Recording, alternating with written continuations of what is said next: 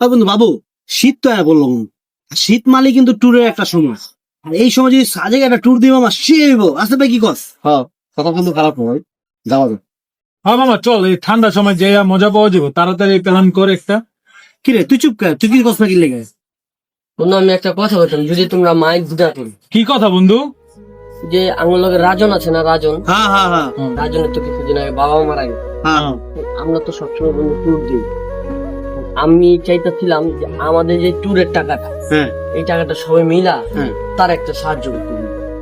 কথাটা তো ভালো একটা কথা কইছে, আসতে ভাই কি হ্যাঁ, কস? ভালো একটা কথা হ্যাঁ, বলছো। ভালো একটা কথা, এটা তো চিন্তা করে দেখি নাই বন্ধু।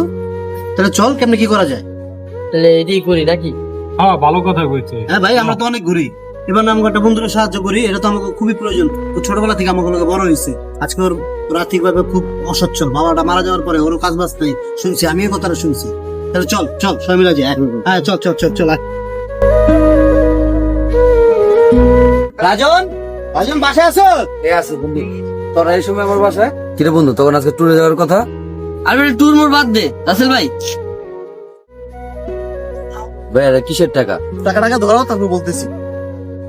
বন্ধু, সবসময় তো ট্যুর দেই, এবার ভাবছি আমাদের এই ট্যুরটা না হয় তোমার বাসায় তোমার সাথে হোক। বন্ধু বিপদে বন্ধুর পরিচয়, তাই আসুন নামের বন্ধু না হয়ে বিপদের বন্ধু হই।